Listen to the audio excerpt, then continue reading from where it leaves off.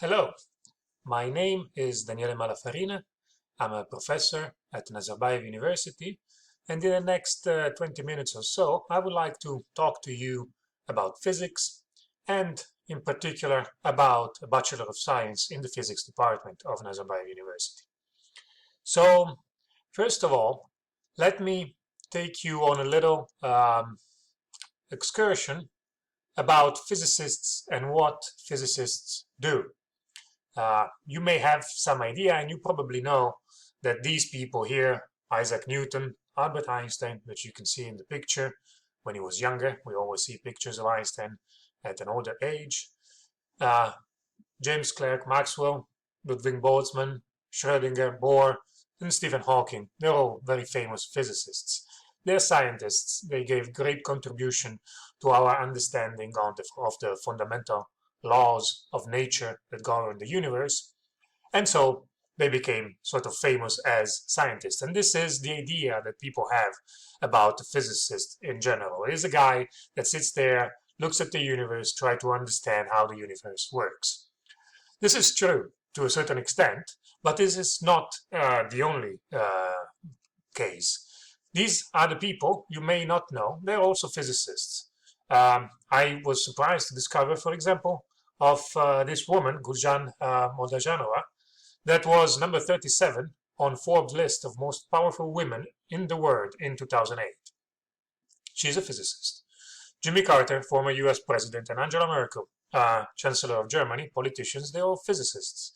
But also Brian May, guitarist of Queen, that you probably heard of, the band of Freddie Mercury, that was fairly famous in the 80s and the 90s, is an astrophysicist. And the fact that he was a world-famous rock star never stopped him from actually keep on being an astrophysicist. So when the European Space Agency landed a spacecraft on one comet, the so-called Rosetta mission, he was one of the people that participated in constructing, designing, and achieving this incredible goal of landing a spacecraft on a comet. And other people, Elon Musk, everybody knows Elon Musk, but also the first rocket builders, co-founders of Intel, pioneers in electronic music. So physicists, they do tend to spread in different fields and in different domains. And this is thanks to their ability to be problem solvers and to understand problems in terms of what is essential for the solution. So now let me just talk for a few minutes about how physics works and how it plays in our everyday life. So we go to gravity because it's a force that everybody's familiar with. Everybody has fallen on the ground sometimes or played with the ball. So everybody experiences gravity, but not everybody stops to think about how gravity works. So this is what Newton did, for example, and he came out with his famous law of the inverse square of the distance that determines how bodies fall on Earth and also how planets orbit the sun and how to put satellites in orbit. Newton was interested into understanding the force of gravity. So he was that kind of thinker that looks outside the window and tries to figure out how the universe works. But in doing so, he gave us tools, mathematical tools, that allow us to construct technology. And this is an important evolutionary advantage for the society or for the species that actually possesses it. So for several centuries, the study in gravity, for example, gave a big advantage to who understood how gravity works over who didn't. Think about the military. If you have to shoot down a ship in an harbor or the defenses of a castle or something, if you're able to calculate exactly where your cannonballs will land, that will give you the advantage over your opponent that is trying to guess where it might land, but it has to shoot several times before it actually gets the right distance. So knowing the laws of gravity gave an advantage to the society that was able to use those. And then we didn't stop there, of course. After a few centuries, people kept on thinking about gravity in terms of fundamental laws of nature. So Einstein came along, who wasn't so much interested into the military application of cannonballs and so on, but still was interested into understanding what is inertia, what are masses, what is gravity. And he came up with his theory of general relativity, and some of the consequences of the theory of general relativity was regions that are so dense and so massive that not even light can escape from those. Those regions we call black holes. And at first, they were a sort of curiosity, something that the theory predicts, but people did not really believe that they do exist in nature. Then people started actually observing phenomena in the universe that had to be described by the laws that Einstein devised. And today, we do know that actually black holes exist. They are the product of very massive stars that collapse under their own gravity. So on the left here, you see a computer simulation of how a black hole would look, and that was made for the movie Interstellar. And on the right, we see the very famous first image of a black hole that was taken by the Event Horizon telescope. So this may seem kind of far-fetched because it has no actual application in our everyday life. These are stars that died millions of years ago at very, very large distances from Earth. But to prove that black holes exist, scientists had to come up with a mechanism to detect their existence. And you cannot see them. There is no light coming out of them unless there is gas surrounding them.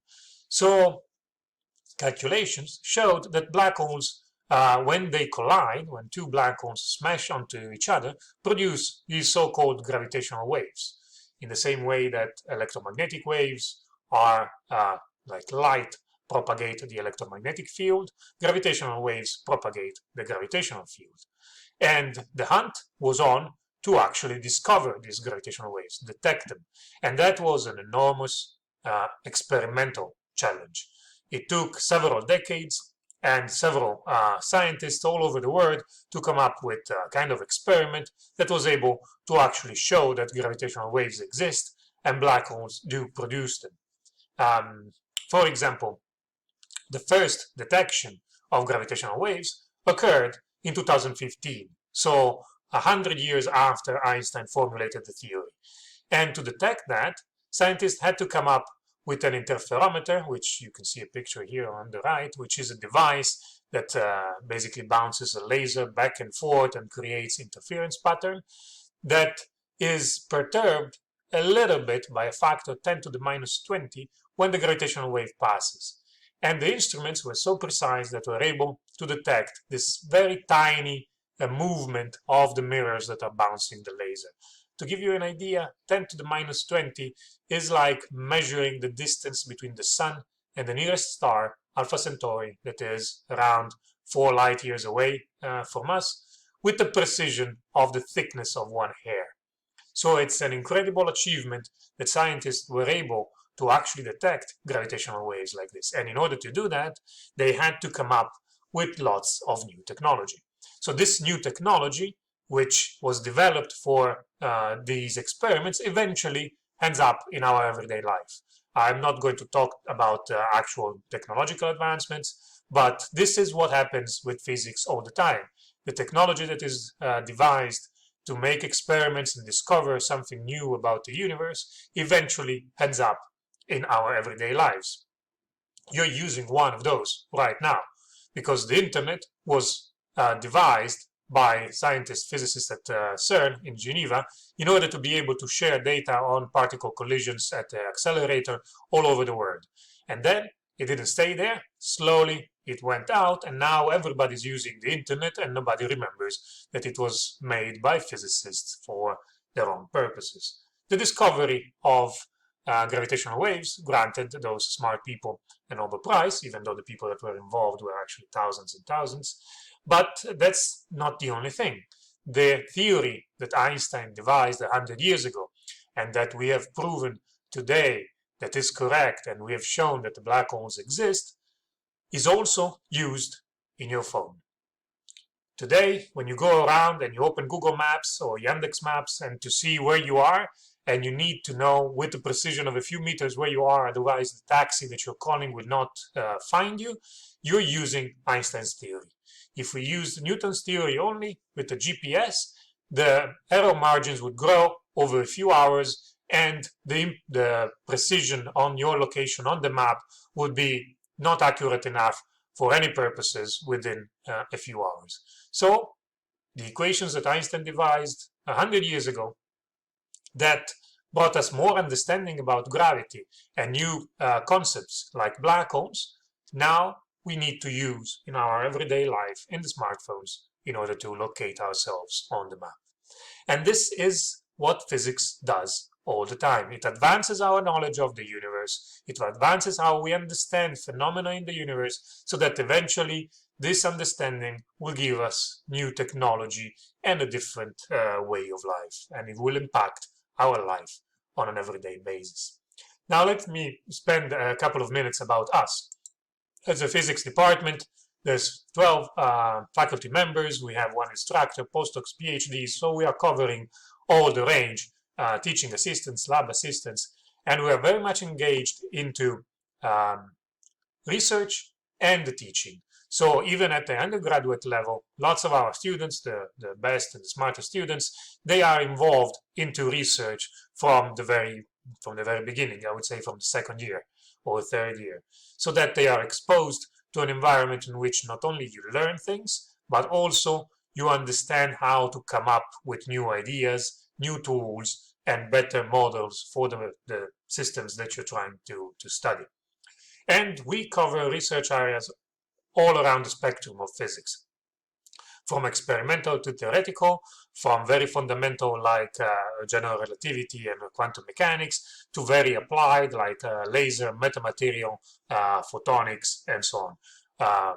High energy physics in accelerator and high energy astrophysics, and nonlinear dynamics, and semiconductors, and so on. So we cover all possible broad areas, and students are exposed to labs from very early on. We have some state-of-the-art facilities in which we do research and in which students can actually take part. Also worth a mention that we are connected with two separate institutes that are based here with us, the Energetic Cosmos Laboratory, which is an institute for astrophysics that studies the mysteries of the universe that involve fancy names like dark energy, dark matter, and gamma ray bursts, and the particle accelerator in URA, that is newly opened accelerator that was developed in collaboration with Tomsk University and the Berkeley National Laboratory in US. So we have state-of-the-art facilities, we have good faculty, professors doing interesting research all over the spectrum, and we have collaborations with different institutions all over the world. So our good students, when they develop research projects, we send them around to maybe further collaborations. And here you can see, rather than a list of names, a bunch of pictures. As you can tell, physicists are not the best at taking pictures, but they're good at other things. So South Korea, United States, Cambridge in US, MIT, Princeton. So we have sent our students for internships to some of the best places in the world. And we got pictures in return. Also, worth to mention that some of our students, they continue, most of our students actually, they continue their studies. If you want, after you finish a bachelor degree, you can get jobs in different fields in Kazakhstan, from the finance sector to research and development to government, space agency, and so on. But a lot of students, they choose to continue with the master's or with the PhD. So you see a little video of a graduation ceremony, and there's myself with some of our students that graduated in 2017, and that today they are at universities around the world pursuing their master's or PhD.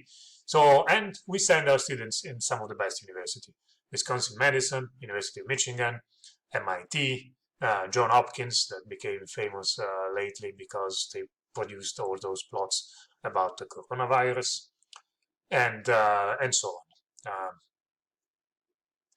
Okay, so here there's a couple of words about the Bachelor in Physics. It takes 4 years, and as I said before, we are involved into teaching through research, so the students are exposed to research very early on in their studies, and also learn all around the topics that are going from the fundamental topics in physics, like, for example, classical mechanics, quantum mechanics, and all those things that everybody has to learn in order to call themselves a physicist, but also topics that are closer to our modern life, like quantum technology and entrepreneurship, and topics that are related to how to apply this knowledge in our everyday world, in our changing technological society.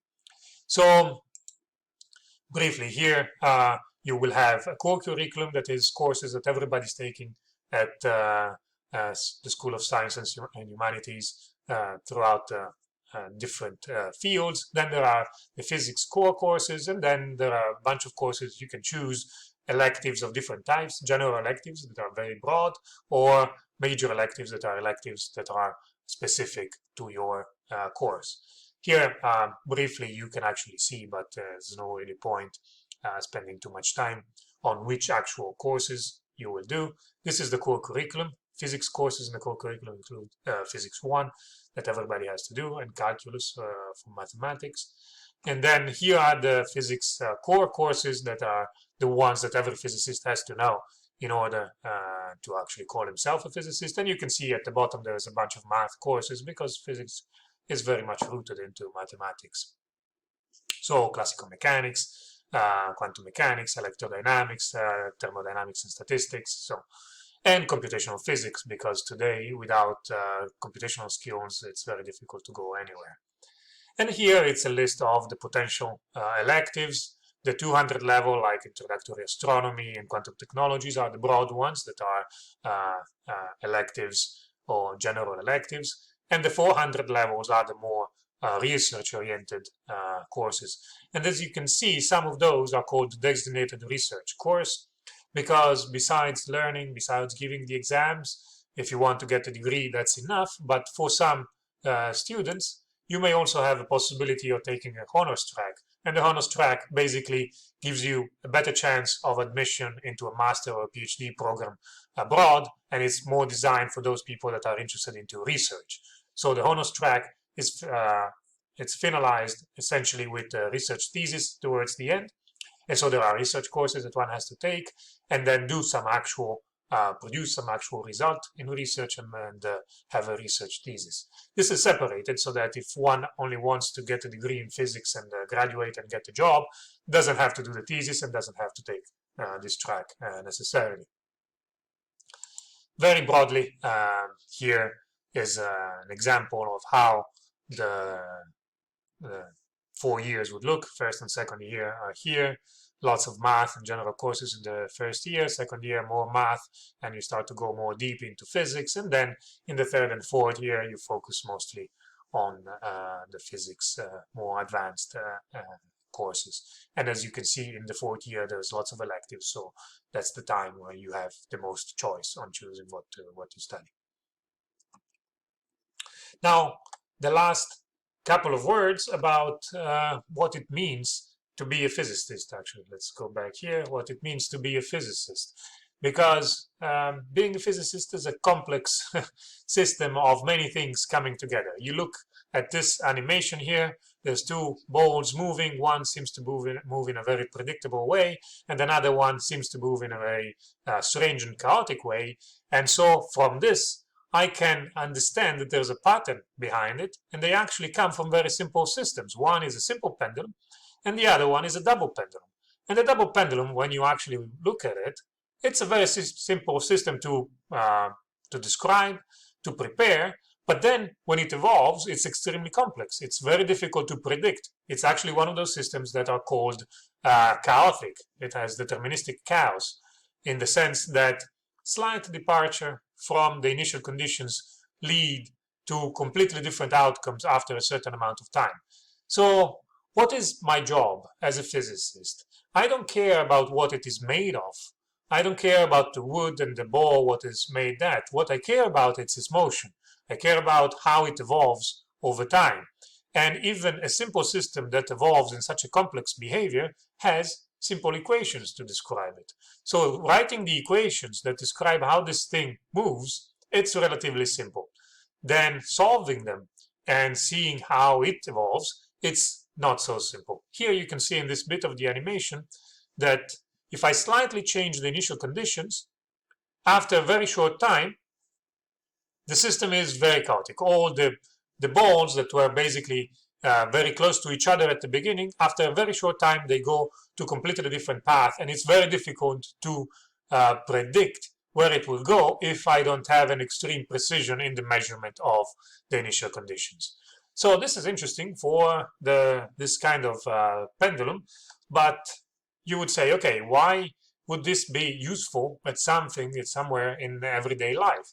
So let's now take another chaotic system called water wheel. That is basically a wheel in which you have buckets from which water can enter and can exit, and it can spin. This is another system that has same kind of chaotic behavior, same kind of dependence on the initial data that is very close. And you can write very simply the equations that describe this system. Writing the equations is easy. This takes, if you want to simplify everything, it's basically a set of 3 equations. But then these equations are very sensitive to the initial data. If I take 2 very close initial data, they will go in very different direction in a very short time. This is the very famous butterfly effect. It's called butterfly effect because the phase space that describes this system looks like a butterfly. You may describe the system basically with a few numbers, and these numbers you can plot them on axes. There should be 3 axes, and you can see here how the plot evolves, and you can see that the system evolves moving around 2 regions that are, let's say, 2 attractors for the evolution of the system, but the system never reaches those regions at the center of these things, and keep on going back and forth between one side and the other. So the plot of the phase space looks like a butterfly, and so that's the name of the butterfly effect. But there's another reason for that, and that is that the very same equation that describe this system, they're used in meteorology. If I want to predict the weather, the equations are essentially exactly the same. So the very nice analogy of the idea that the butterfly, the wings cause a tiny perturbation in the initial conditions of the butterfly in Hong Kong, and that will cause a storm in Los Angeles. That is, tiny differences in the initial conditions will cause large differences in the system at a later time. And here you can see the 2 water wheels that started with almost the same initial conditions. After a little bit, they go in completely different direction. One is going to the right, one is going to the left. So even though the initial conditions were extremely similar, very, very close, after a short time, the system evolves in a completely different way. One had the butterfly wings, and the other one didn't have the butterfly wings. And so that's why predicting the weather is so difficult, because the equations are the same as here, and if you don't have the initial conditions very precise for all, then it's very difficult to predict what will happen in the future. So what I care about here is the equations, is what matters into predicting the evolution of the system, what doesn't matter I neglect, what matters I follow, and this then I apply to weather, traffic, or other systems that exhibit the same equations, the same dynamical behavior, even though they're actually made of completely different things.